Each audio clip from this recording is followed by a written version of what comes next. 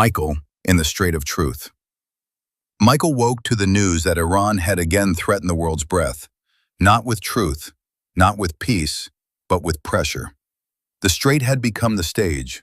Lebanon had become the excuse. Israel had become the villain. And Iran, the arsonist behind so many fires, once again pointed at the smoke and cried, "Look what Israel has done." Michael closed his eyes. In the quiet, he saw three figures standing before him. Truth stood first, carrying no weapon. Courage stood beside truth, steady as a mountain.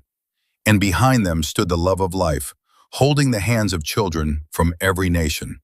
Jewish children, Muslim children, Christian children, children in Israel, children in Lebanon, children in Iran, children in America. Children who did not build rockets, dig tunnels, fund proxies, write slogans, or teach hatred. They were the living ones. They were the reason truth had to speak. Then the God pretenders entered the room. They wore the masks of victimhood. They said, "Poor us." They said, "Blame Israel." They said, "Pressure Israel." They said, "Calm the Jews, calm the West, calm the ones who fight back." But truth answered, "Why is Israel always asked to be calm after its enemies are allowed to be cruel?" Courage stepped forward.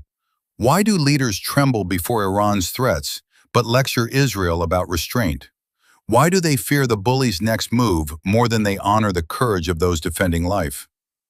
The room went silent. Michael saw the weakness clearly. Too many leaders wanted quiet more than justice. Too many wanted a deal more than truth.